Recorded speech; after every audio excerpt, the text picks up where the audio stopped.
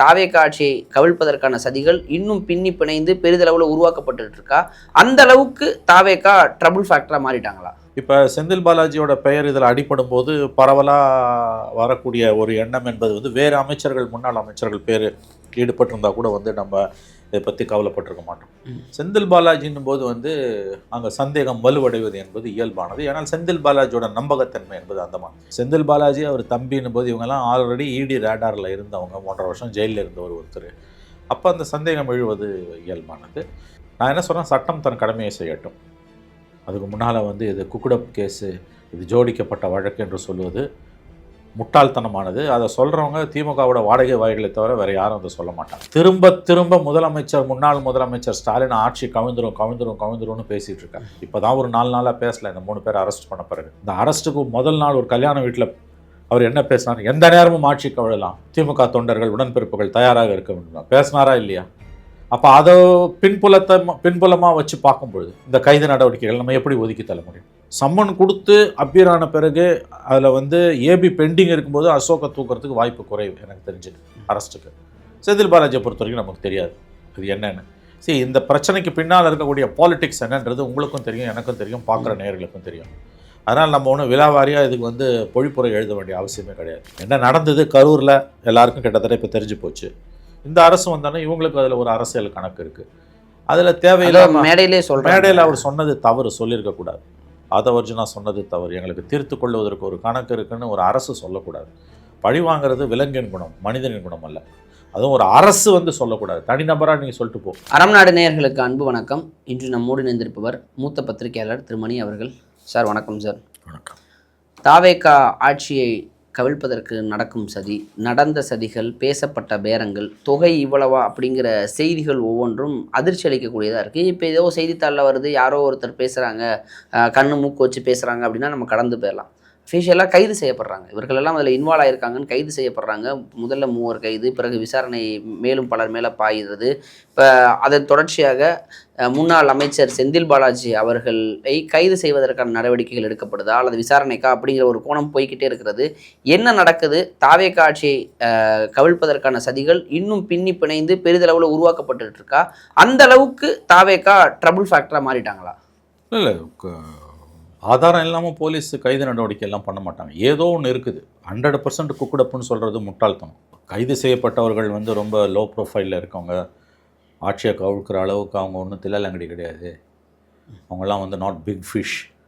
சாமானியர்கள் தெருவோர tea கடையில் உட்காந்து tea குடிச்சுக்கிட்டு அரசியல் பேசுகிறவங்க, கிசு அரசியல் பேசுகிறவங்க, இவங்களாவது ஆட்சியை கவிழ்க்கிறது அது என்று சொல்லுவது விவரம் அறியாதவர்களோட பேச்சு. மெஜாரிட்டி இல்லாத ஒரு அரசு, இந்த மாதிரி அரசுகள் கவிழ்க்கப்படுவது என்பது வந்து சாதாரணமாக நிகழக்கூடியது. கவிழ்ந்தால் ஆச்சரியம் இல்லை, மெஜாரிட்டி இல்லை உங்களுக்கு. அப்போ அத்தகைய முயற்சிகள் மேற்கொள்ளப்படுவது என்பது இயல்பானது தான். ஆனால் அப்படி மேற்கொள்கிறவங்க வந்து புத்திசாலித்தனமாக, அதுவும் திமுக மாதிரி ஒரு பெரிய விவரம் அறிந்த கட்சி இப்படி இம்மெச்சூர்டாக பண்ணுவாங்களா, அமெச்சூரிஷாக பண்ணுவாங்களான்னு சில பேர் கேட்குறாங்க. அங்கே தான் ஒரு விஷயம் நீங்கள் கவனிக்கணும். அமெச்சூரிஷாக பண்ணுறாங்களோ மெச்சூர்டாக பண்ணுறாங்களோ, முயற்சிகளை எடுக்கப்படுவதற்கான வாய்ப்புகள் இருக்கிறது என்பதை நாம் ஒதுக்கி தள்ள முடியாது. ஏன்னா இன்றைக்கி கைது செய்யப்பட்டவங்க ஒரு 9 பேரை பிடிச்சிருக்காங்க அப்படின்னா, ஒன்றுமே இல்லாமல் ஒரு பர்சன்ட் கூட ஆதாரம் இல்லாமல் போலீஸ் அரெஸ்ட் பண்ண முடியாது. கொஞ்சமாவது இருக்கணும். மேபி அதை ஊதி பெருசாக்கி இருக்கலாம். 0லேருந்து ஒருத்தனை அரெஸ்ட் பண்ண முடியாது, 1ஆவது இருக்கணும்.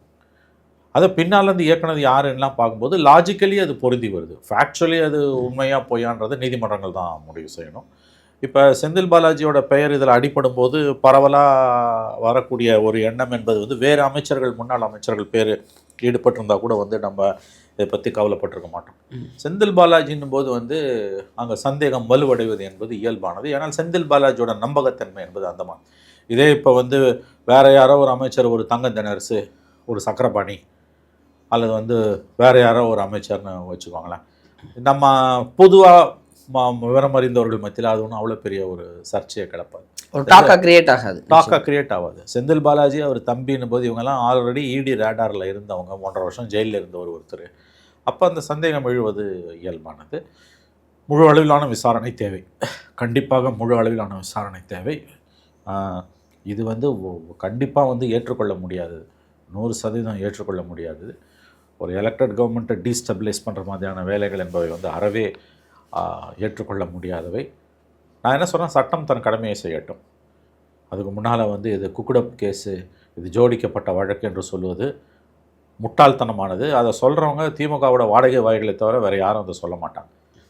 திரும்ப திரும்ப முன்னாள் முதலமைச்சர் ஸ்டாலின் ஆட்சி கவிழ்ந்துரும்னு பேசிகிட்டு இருக்காங்க. இப்போ தான் ஒரு 4 நாளாக பேசலை, இந்த 3 பேர் அரெஸ்ட் பண்ண பிறகு. முதல்ல 6 மாதத்தில் கவுந்துருனார், 3 மாதத்தில் கவுந்துருனார். இந்த அரெஸ்ட்டுக்கு முதல் நாள் ஒரு கல்யாண வீட்டில் அவர் என்ன பேசினார், எந்த நேரமும் ஆட்சி கவிழலாம், திமுக தொண்டர்கள் உடன்பிறப்புகள் தயாராக இருக்க வேண்டும் பேசினாரா இல்லையா? அப்போ அதை பின்புலமாக வச்சு பார்க்கும்பொழுது இந்த கைது நடவடிக்கைகள் நம்ம எப்படி ஒதுக்கி தள்ள முடியும்? உடனே திமுகவை ஆதரிக்கக்கூடிய பத்திரிகையாளர்கள், அரசியல் பார்வையாளர்கள் இல்லை அதன் அடிப்படையில் இதை பார்க்க முடியாது, அது ஜென்ரலாக ஒரு பொலிட்டிக்கல் ஸ்டேட்மெண்ட். அது எப்படிங்க பொலிட்டிக்கல் ஸ்டேட்மெண்ட்டு? 5 வருஷம் பதவியில் இருந்த ஒரு முன்னாள் முதலமைச்சர் விஜயோட பதவியேற்பு விழாக்க ஒரு போல, முதலமைச்சராக விஜய் பதவியேற்ற நிகழ்ச்சிக்கு ஸ்டாலின் போல, அப்போ அவர் தான் முதலமைச்சர். ஸ்டாலின் முதலமைச்சராகும்போது எடப்பாடி அன்றைய முதலமைச்சர் வந்தார்ல, ஏன் அந்த ஒரு பெருந்தன்மையை ஸ்டாலின் அவர்கள் காட்டவில்லை? எடப்பாடியும் போல ஸ்டாலினும் போல. எடப்பாடி போவதோட முக்கியம் ஸ்டாலின் போவாது. அப்போ அதுக்கு பிறகு தொடர்ந்து இந்த கவர்மெண்ட் கவுந்துரும்னு பேசிக்கிட்டே இருந்தார் ஸ்டாலின். 6 மாதத்தில் கவுந்துரும், 3 மாதத்தில் கவுந்துரும்னாரு. கடைசியாக இந்த 3 பேர் கைது பண்ணுறதுக்கு முதல் நாள் ஒரு திருமண நிகழ்வில் எந்த நேரமும் ஆட்சி கவிழலாம், தேர்தலுக்கு திமுக தொண்டர்கள் தயாராக வேண்டும் பேசினாரா இல்லையா? அப்புறம் இதில் வந்து திமுக இன்வால்வ் ஆயிருக்காதுன்னு எப்படி சொல்ல முடியும்? இன்வால்வ் ஆயிருக்குன்னு நான் சொல்லலை, இன்வால்வ் ஆயிருக்காதுன்னு நீ எப்படி சொல்லுவேன்? ஏன்னா உங்கள் தலைவர் தொடர்ந்து இதை பேசுகிறாரு, அந்த பேக்ரவுண்டில் தான் இதை புரிஞ்சுக்கணும். எடப்பாடி பேசினாரா? அப்புறம் நீங்கள் இந்த அரசியல் தான் கடந்த 60 நாட்களாக உங்களுடைய அரசியல் 55 நாட்களானும் பொழுது கைது நடவடிக்கை இன்றைக்கு வந்திருக்குது அப்படின்னா, திரும்பவும் சொல்கிறேன், ஒரு 10% எவிடன்ஸ் இல்லாமல் எவனையோ தெருவில் போகிறோன்னா போலீஸ் அப்படி தூக்காது. இன்னொன்று டீ கடை பெஞ்சில் உட்காந்து எவனோ எதையோ பேசி கிடக்கிறான்னா அதெல்லாம் வந்து அது அடிப்படையிலலாம் போலீஸ் அரெஸ்ட் பண்ணாது, முட்டாள்தனம். அப்படி அந்த அளவு வந்து போலீஸை வந்து நீ வந்து டம்மி பீஸாக நினைக்கூடாது. அப்படி நினைக்கிறேன்னா உனக்கு புத்தி இல்லைன்னு அர்த்தம், அவ்வளோதான். இது சம் எவிடன்ஸ் இருந்திருக்கு. அது வந்து ரொம்ப ஒரு அமெச்சூர் அட்டம்ப்ட்டு, ஒரு சிறுபிள்ளைத்தனமான ஒரு முயற்சி. ரொம்ப அவங்க வந்து எப்படி சொல்லுவாங்கன்னு கேட்டிங்கன்னா, இவங்களாம் வந்து அவ்வளோ பெரிய ஆளே கிடையாதுங்க, ஏதோ சும்மா அப்படி இது பண்ணாங்க, ஏதோ பண்ணான்ல, யார் சொல்லி பண்ணான்? அப்போ அந்த அடிப்படையில் போகும்போது கைது நடவடிக்கை என்பது வந்து கண்டிப்பாக வந்து ஏதோ ஒரு குறைந்தபட்ச ஆதாரங்களின் அடிப்படையில் தான் நடந்திருக்குது. இதெல்லாம் எவிடன்ஸாக கோர்ட்டில் நிற்குமா, ட்ரையலில் இவங்கெல்லாம் அதெல்லாம் வேறு விஷயம், அதுக்குள்ளே போக விரும்பலை. But there is some evidence, அதை நம்ம ஒதுக்கி தள்ள முடியாது. ஆகவே பொறுத்திருங்கள். 100% இது பொய் கேஸுன்னு சொல்லுபவர்கள் திமுகவின் வாடகை வாய்கள், கைக்கூலிகள் என்பதை தவிர வேறு எவரும் இதை சொல்ல மாட்டாங்க. இதில் செந்தில் பாலாஜி அவர்கள் இன்வால்வ் ஆகிருக்கிறாரு, அவருடைய தூண்டுதல் பேரில் இதெல்லாம் நடந்திருக்கிறதுங்கிறது தான் செய்திகளாக வெளியாக இருக்கிறது. இப்போ கைது செய்யப்படுவாரா செந்தில் பாலாஜி அப்படிங்கிற ஒரு கோணத்தில் நகர்த்துறாங்களே, வாய்ப்பு இருக்குமா? இல்லைங்க, எனக்கு தெரியாதுங்க. இப்போ போலீஸ் வந்து முதல்ல 3 பேரை அரெஸ்ட் பண்ணாங்க. அந்த IDPS திருநாகரசன் நம்ம எல்லாருக்கும் அவரை நல்லா தெரியும், எல்லா ஜேர்னலிஸ்ட்டுக்கும் அவரை தெரியும், உங்களுக்கும் தெரியும், எனக்கும் தெரியும். என் கூட தொலைக்காட்சி வாதங்கள்லாம் வந்து கலந்துக்கிட்டார். இன்ஃபேக்ட் கைது செய்யப்படுவதற்கு ஒரு கிட்டத்தட்ட 20 நாட்களுக்கு முன்பு புதிய தலைமுறை தொலைக்காட்சியில் அண்ணாமலை கட்சி இயக்கம் ஆரம்பித்த அன்னைக்கு இரவு என்னோட ஒரு விவாதத்தில் கலந்துக்கிட்டார். பல தமிழ்நாட்டில் சென்னையில் குறிப்பாக இருக்க பல பத்திரிகையாளர்களுக்கு வந்து அவரை நன்றாக தெரியும். அதிர்ச்சியாக தான் இருந்தது அவர் இப்படி பண்ணுவாரா அப்படின்றது. பட் போலீஸ் வந்து இப்படி ஒரு குற்றம் சுமத்தி கைது பண்ணுறாங்கன்னா எவிடன்ஸ் இல்லாமல் பண்ண மாட்டாங்கன்ற நான் சொல்கிறது வந்து வேறு ஏதோ வழக்கு, வேறு ஏதோ தனிப்பட்ட பகைன்னா கூட குக்குடப் கேஸ்ன்னு சொல்லலாம், ஃப்ரேம் பண்ணுறாங்க அப்படின்னு. அவங்ககிட்டயோ வசதி படித்தவங்க கிட்ட, செல்வாக்கு உள்ளவங்க கிட்ட காசை வாங்கிட்டு போலீஸ் வந்து பொய் கேஸ் போடுதுன்னு சொல்லலாம். இந்த மாதிரியான விஷயங்களில் வந்து அப்படி போட முடியாது. புரியுது சார். இந்த மாதிரியான விஷயங்கள் அப்படி ஏதோ சம் எவிடன்ஸ், எந்த முகாந்திரமும் இல்லாமல் நடவடிக்கை மாட்டாங்க. நான் வந்து சர்டிஃபிகேட் கொடுக்கல போலீஸுக்கு, இவர்கள் குற்றவாளின்னு நான் சொல்லலை. பட் சம் எவிடன்ஸ் இல்லாமல் இப்படி கைது நடவடிக்கைகள் இருக்காது. ஒரு இனிஷியல் ஸ்டேஜ் நடந்திருக்குது, ஏதோ நடந்திருக்குது. அது வந்து இவங்க முட்டாள்தனமாக அறவே கட்டத்தனமாக பேசி மாட்டினாங்களா, அல்லது உண்மையிலே வேறு ஏதோ பெரிய கான்ஸ்பிரசியோட ஒரு அங்கமாக இவங்க இருந்தாங்களா, தெரிஞ்சோ தெரியாமலோ, அதெல்லாம் நமக்கு தெரியாது. ஆகவே ஒரு கைது நடவடிக்கை என்பது ஒரு அரசை கவிழ்ப்பதற்கான கைது என்பது வந்து ஏற்புடையதல்ல. யாராக இருந்தாலுமே அது அடிப்படையில் ஜனநாயகத்துக்கு விரோதமானது. இத்தகைய காரியங்கள் முளையிலேயே கிள்ளி எறியப்படணும். எந்த கவர்மெண்ட்டாக இருந்தாலுமே வந்து நீ வந்து டெமோக்ராட்டிக் ப்ராசஸில் தான் நீ வந்து அதை தூக்கணும். ஆள் பிடிச்சி தூக்குறேன்னா அப்போ அதுக்கான விலையை நீ கொடுக்கணும். உப்பை தின்னவன் தண்ணி குடிக்கணும், அவ்வளோதான். நீ இப்படி பண்ணுறான்னா அரசுன்றது அது ஒரு ராட்சசன். Any government is a monster. அவங்க அதிகாரத்தில் இருக்காங்க, போலீஸ் இருக்குது, பணம் இருக்குது, மீடியா இருக்குது, எல்லாம் இருக்குது. ராட்சசன், அரசு என்பது ராட்சசன், மான்ஸ்டர். அது யாராக இருந்தாலும், எந்த கவர்மெண்ட்டாக இருந்தாலும் நீ போய் அதை நோண்டுறன்னா அப்போ நீ ப்ரிப்பேர்டாக இருக்கணும், புலம்பக்கூடாது. ஆகவே இது நல்லது கிடையாது. இதை வந்து அதுலேயும் வந்து அந்த இந்த கரூரில் வந்து சில பேரெல்லாம் சொல்கிறவங்க, அவங்கெல்லாம் வந்து செந்தில் பாலாஜி அவங்க தம்பிக்கு நெருக்கமானவங்கிறது எல்லாருக்குமே தெரியும். குறிப்பாக ஒரு மெஸ் நடத்துகிற ஒருத்தர். இது வந்து பல ஆண்டுகளாக நம்ம எல்லாருக்குமே தெரிஞ்ச விஷயம். அப்படி இருக்கும்பொழுது வந்து ஏதோ என்னமோ நடந்திருக்குது, எப்படியோ மாட்டிட்டாங்க, நீதிமன்றம் முடிவு பண்ணுறோம். இன்னும் அவங்களை இப்போ நிரந்தரமாக உள்ளே வைக்க முடியாது. கொஞ்சம் 1 மாதத்துல 2 மாதத்துல ஜாமீனில் வரதான் போகிறாங்க. அவங்க ஒன்று நிரந்தரமாக உள்ளே வைக்க போகிறது கிடையாது. யூஏபிஏ கேஸ் மாதிரியோ குண்டாஸ் மாதிரியோ கிடையாது. கண்டிப்பாக 1 மாதத்துல 2 மாதத்துல பெயிலில் வர போகிறாங்க. அதுக்கு பிறகு வழக்கு நடக்க போகுது. அவங்களுக்கான எல்லா சட்டமும் அவங்களுக்கான எல்லா உரிமைகளையும் கொடுக்குது. ஒரு முறையான விசாரணை நடக்க தான் போகுது. ஆக இந்த நேரத்தில் வந்து அது பொய் வழக்கு ஜோடிக்கப்பட்டது என்று சொல்வதெல்லாம் என்னை பொறுத்தவரையில் ஏற்புடையது அல்ல. ஏன்னு கேட்டிங்கன்னா, திமுக தலைவருடைய பேச்சின் அடிப்படையில் நம்ம பார்க்கும்பொழுது, திராவிட முன்னேற்ற கழக தலைவர் பேச்சு வந்து அவர் முதல்ல விஜயோட பதவியேற்பு விழாக்கு போல, அதன் பிறகு தொடர்ச்சியாக எந்த நேரமும் அரசு 6 மாதத்தில் கவுந்துரும் 3 மாதத்தில் கவுந்துருன்னாரு. கடைசியாக வந்து எந்த நேரமும் கவரும் தேர்தலுக்கு தயாராகும்னு சொல்லும்போது அடுத்த நாள் கைது பண்ணுறாங்கன்னா அப்போ சந்தேகம் எழுவது இயல்பானது. முன்னாள் முதல்வர் ஸ்டாலின் அவர்கள் பேசியதற்கும் நடக்கும் நிகழ்விற்கும் தொடர்பு படுத்தி சிந்திக்கக்கூடியது எல்லாருடைய இயல்பு. சந்தேகம் எழுவது இயல்பு அதன் அடிப்படையில் பார்க்குறோம். இப்போ செந்தில் பாலாஜிக்கு இதில் தொடர்பு இருக்கிறதா அப்படிங்கிற கேள்விகளில் தான் இப்போ செந்தில் பாலாஜிக்கும் அவரது சகோதரருக்கும் சம்மன் கொடுத்துருக்குறாங்க திங்களன்று. அதாங்க இப்போ கைது பண்ணுவாங்களா இல்லையா? ஒரு ஆன்டிசிபேட்டரி பெயில் போட்டிருக்காரு. இப்போ அவர் ஆன்டிசிபேட்டரி பெயில் போட்டிருக்காரு. யார்? இப்போ அசோக் குமார். செந்தில் பாலாஜி ஆன்டிசிபேட்டரி பெயில் போடல, எனக்கு தெரிஞ்சு போடலை. அசோக் போட்டிருக்காரு. ஆன்டிசிபேட்டரி பெயில் பெண்டிங்கில் இருக்கும்போது அரெஸ்ட் பண்ண முடியாது. அவங்க ஆன்டிசிபேட்டரி பெயில் கொடுப்பாங்களா இல்லையானது ஹைகோர்ட்டை பொறுத்த விஷயம். ஆன்டிசிபேட்டரி பெயில் கொடுத்தா கூட விசாரணைக்கு ஒத்துழைக்கணும். இப்போ அவர் விசாரணைக்கே ஒத்துழைக்காமல் இருக்கார். விசாரணைக்கு அவர் ஒத்துழைக்கணும் கண்டிப்பாக. ஆன்டிசிபேட்டரி பெயில் கொடுக்கறதுல ஒரு சில நேரங்களில் போலீஸ் வந்து ஆன்டிசிபேட்டரி பெயில் அப்போஸ் பண்ண மாட்டாங்க, கொடுங்கன்னுவாங்க. அப்போ தான் வருவான். அப்போ விசாரிக்கும்பொழுது சில விஷயங்கள் வெளியில் வரும்போது ஏபி கேன்சல் பண்ணுறதுக்கு போய் கேட்கலாம். ஆன்டிசிபேட்டரி பெயில் போகிறதுல இருக்க ஒரு பெரிய ரிஸ்க் என்னென்னா, ஆன்டிசிபேட்டரி பெயில் டிஸ்மிஸ் ஆகிடுச்சுன்னா அரெஸ்ட் பண்ணியே தீரணும். ஜெயலலிதா போய் மாட்டினது அப்படி தான் 30 வருஷத்துக்கு முன்னால், 96 இவ்வளோ கேஸ் இருக்குது, ஏன் இன்னும் அரெஸ்ட் பண்ணாமல் வச்சுருக்கேன்னு ஜட்ஜு கேட்டார். ஏபி போடாமல் இருந்தால் ஜெயலலிதாவை கலைஞர் அரெஸ்டே பண்ணியிருக்க மாட்டார். போய் மாட்டினது இவங்களாவே. அதனால் ஏபி போடுறதுல இருக்க ஒரு ரிஸ்க்கு, ஏபிக்கு டிஸ்மிஸ் ஆகிடுச்சுன்னா 99% அரெஸ்ட் பண்ணியே தீரணும். இப்போ இவங்களாவே போய் மாட்டுறாங்க. இது அரெஸ்ட் பண்ணுவாங்களா பண்ண மாட்டாங்களான்றது நம்ம யாரும் ஜோசியம் சொல்ல முடியாது. ஏபியை வந்து போலீஸ் அப்போஸ் பண்ணுது அப்படின்னா கண்டிப்பாக வந்து அரெஸ்ட் பண்ணுறதுக்கான வாய்ப்புகள் அதிகம். அரெஸ்ட்டுன்றது வந்து ஒரு விஷயம் புரிஞ்சுக்கோங்களேன். இது உச்சநீதிமன்றம் பல வழக்குகளில் சொல்லியிருக்கு, லாஸ்ட்டு ரெசார்ட்டாக தான் பண்ணணும். அதாவது வந்து நாட்டை விட்டு ஓடி போடுவோம், சாட்சியை கலைச்சிருவான்னா தான் அரெஸ்ட்டு நீங்கள் பண்ணணும். பாஸ்போர்ட்டை பிடிங்கி வச்சுக்கிட்டு விசாரணை ஒத்துழைக்கிறேன்னா பண்ணவே தேவையில்லை. என்ன சொல்ல போனீங்கன்னா வந்து 7 வருடங்களுக்கு தண்டனை பெறக்கூடிய குற்றங்களில் அரெஸ்ட்டே தேவையில்லைன்னு உச்சநீதிமன்றம் திரும்ப திரும்ப சொல்லுது. ஆனால் எந்த கவர்மெண்ட்டும் அதை ஃபாலோ பண்ணுறதில்ல. குறிப்பாக இப்போ வந்து ஆன்லைன் அட்ராசிட்டிஸ் இருக்கு இல்லையா, அவங்களுக்கு வந்து இணைய குற்றங்களில் கைதே பண்ணக்கூடாதுன்றது தான் இது. 1 வருஷம், அதிகபட்சம் 1 வருஷமோ 2 வருஷமோ தான் தண்டனை. அவங்கள விசாரணைக்கு கூப்பிடுங்க, ஆனால் வந்து கைது பண்ணாதீங்கன்னு தான் உச்சநீதிமன்றம் பல தீர்ப்பில் சொல்லுது. ஆனால் எந்த கவர்மெண்ட்டும் அதை ஃபாலோ பண்ணல. ஸ்டாலின் கவர்மெண்ட்லேயும் ஃபாலோ பண்ணல, இப்போ இந்த கவர்மெண்ட்லேயும் ஃபாலோ பண்ணல. மம்தா பானர்ஜி கவர்மெண்ட்லாம் இன்னும் மோசமாக இருந்தது. ஒரு ட்வீட் போட்டானா உடனே பிடிச்சி உள்ளே வைக்காது. ஸ்டாலின் கவர்மெண்ட்லேயும் அந்த அட்டூழியம் நடந்தது. இன்றைக்கி அவங்களுக்கு திரும்புது, திமுக அது திரும்புது. ஆகவே ஆட்சியாளர்கள் யாராக இருந்தாலும் காட்சிகள் ஒன்று தான், போலீஸ் ஒன்று தான். யார் ஆட்சியில் இருக்காங்களோ அவங்க சொல்கிறத கேட்டு தான் போலீஸ் நடக்க போகுது. பட் இது ஒரு சீரியஸ் சார்ஜ். அதனால் வந்து அரெஸ்ட்டுக்கான வாய்ப்புகள் அதிகம். பிரகாசம் நம்ம நினைக்கிறோம். பட் ஏபி கிடச்சுன்னா அரெஸ்ட் வந்து தள்ளி போடலாம். அரெஸ்ட்டை வந்து இப்போ அசோக் குமார் ஏபி போட்டிருக்காரு, அவங்க அண்ணன் போடலை. செந்தில் பாலாஜி அவர்கள் போடலை. செந்தில் பாலாஜி இருவருமே திங்களன்று நேரில் ஆகணும், ஆஜராகணும். அவங்க பெற்றோரிடம் சம்மனை கொடுத்துருக்காங்க. அதான் இப்போ சம்மன் கொடுத்தா நீ அப்பியர் ஆகணும். யாராக இருந்தாலும், நீ எவ்வளோ பெரிய ஆளாக இருந்தாலும் போலீஸ் சம்மன் கொடுத்தா நீ அப்பியர் தான் ஆகணும்.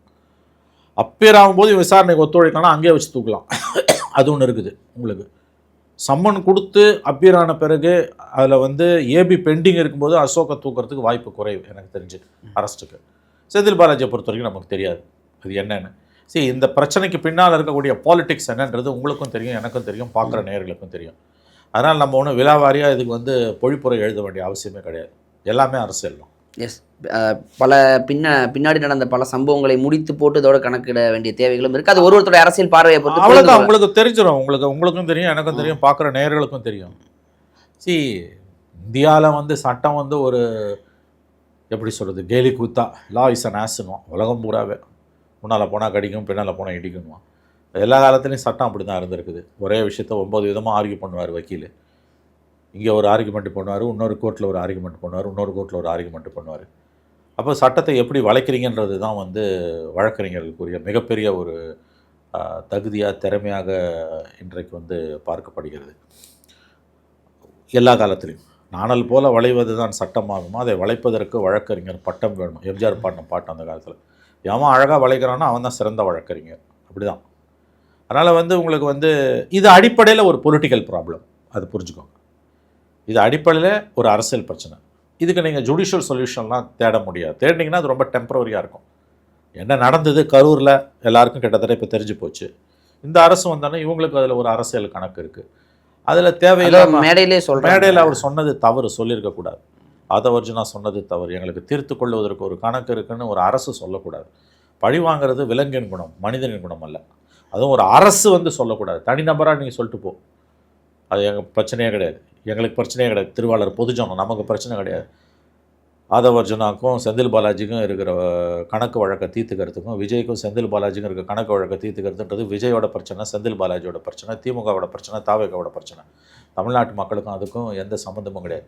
ஆனால் தமிழ்நாடு அரசாக நீங்கள் வந்த பிறகு, மந்திரியாக வந்த பிறகு, பொதுப்பணித்துறை ஆதவர்ஜுனாவுக்கும் முதலமைச்சர் ஜோசப் விஜய்க்கும் இன்றைக்கி முன்னாள் மந்திரியாக எம்எல்ஏவாக இருக்க செந்தில் பாலாஜியை பழி வாங்குவதற்கான எந்த உரிமையும் கிடையாது. ஏன்னா நீங்கள் மந்திரியாக இருக்கீங்க. இன்னொன்று, அந்த வழக்கு உச்சநீதிமன்ற மேற்பார்வையில் சிபிஐ விசாரிச்சுட்டு இருக்கு. அப்போ வந்து எங்களுக்கு தீர்த்து கொள்வதற்கு கணக்கு இருக்குன்றது ஆதவர்ஜுனாவோட பேச்சு ரொம்ப ரொம்ப தவறு. அவர் அப்படி பேசியிருக்கக்கூடாது, அது தவறு. எதிர்காலத்தில் அவர் அதை தவிர்க்கணும். பழிவாங்குற உணர்ச்சியாக இருந்தால் நீங்கள் மந்திரியாக இருக்க முடியாது. அது தனிநபர் சார்ந்த தனிநபர் பிரச்சனைங்க. ஒரு தீர்த்து கொள்வதற்கு ஒரு கணக்கு இருக்குன்னு நீங்கள் எப்படி சொல்லுவீங்க? அந்த வார்த்தை உங்கள் வாயில், மந்திரி வாயிலேருந்து ஒரு கட்சிக்காரன் வாயிலேருந்து வந்துட்டு போட்டோம், மந்திரி வாயிலேருந்து அது வரக்கூடாது. அப்போ நீங்கள் மந்திரியாகவே இருக்கக்கூடாது. அப்போ உங்களுக்கு வந்து நீங்கள் ஏதோ ஒரு பெரிய ஒரு உள்நோக்கத்தோட, ஒரு அஜெண்டாவோட, இவனை காலி பண்ணணும், அவனை காலி பண்ணணும், இவனை பிடிச்சி உள்ளே போடணும், அவனை பிடிச்சி உள்ளே போகணுன்ற எண்ணத்தோடு தான் நீங்கள் பதவியில் உட்காந்துருக்கீங்க. அது ஏற்புடையதில்ல. அதே இந்த கவர்மெண்ட்டோட செயல்பாடுகளையே பாதிக்கும். நாளைக்கு அவனையாவது உண்மையிலே தப்பு பண்ணால் கூட உள்ளே பிடிச்சி போட்டால், இவர் இப்படி பேசினது இவங்களுக்கு தீர்த்துக்கிறதுக்கு கணக்கு இருக்குது, அதனால தான் பண்ணுறாங்கன்னா உங்களுக்கு பேக் ஃபயர் ஆகும். ஜட்ஜு பார்ப்பார்ல, ஆமாம் நீ இப்படிலாம் பேசணும்னா உனக்கு உள்நோக்கம் இருக்குன்னு தானே கேட்பார் ஜட்ஜு. அதுவே வார்த்தைகளில் கவனம் தேவை. புதுசாக வந்திருக்காங்க, கவனம் தான் இல்லை வார்த்தையில். இது ரொம்ப தவறான ஒரு போக்கு. செந்தில் பாலாஜி கைது செய்யப்படுவாரா, அவர் தம்பி அசோக் கைது செய்யப்படுவாரான்னா அதற்கான வாய்ப்புகளை நாம் மறுக்க முடியாது. கைது செய்யப்பட்டால் ஆச்சரியம் இல்லை. பட் அந்த வழக்கை சிபிஐ விசாரிச்சுக்கிட்டு இருக்குது, மெயின் கேஸை, அந்த கரூர் கேஸை. இந்த கேஸை ஆள் பிடிக்கிற கேஸு. ஆள் பிடிக்கிற கேஸ்னால் நீங்கள் அரெஸ்ட் பண்ணுறீங்க அப்படின்னா உங்கள்கிட்ட எவிடன்ஸ் இருக்கணும். எவிடன்ஸை கொண்டு வந்து கோர்ட்டில் கொடுங்க. ஜட்ஜஸ் முடிவு பண்ணிட்டோம், நீதிமன்றம் முடிவு பண்ணிட்டோம், சட்டம் தான் கடமையை செய்யட்டும், அவ்வளோதான். இப்போ ஜூலை 10 கரூர் செல்கிறார் முதல்வர் விஜய். அதற்கு முன்பாக செந்தில் பாலாஜி கைது செய்யப்படுவார் அப்படிங்கிற ஒரு தோற்றம் தான் ஏற்படுது. பட் அது நடக்குமா அப்படின்னா நடப்பதற்கு வாய்ப்பு இருக்கிறது, நடக்காமலும் போகலாம். ஆனால் அது என்ன காரணத்திற்காக அது ஆதாரமாக இருக்கிறதா அப்படிங்கிறதான் கோர்ட்டில் நிற்கும். இல்லை அப்படின்னா இவங்களுக்கே பேக் ஃபயர் ஆகுங்கிற விஷயம் தான் அதில் நம்ம புரிஞ்சுக்க முடியுது. சார், நேரம் கொடுத்ததற்கு நன்றி சார். நன்றி சார்.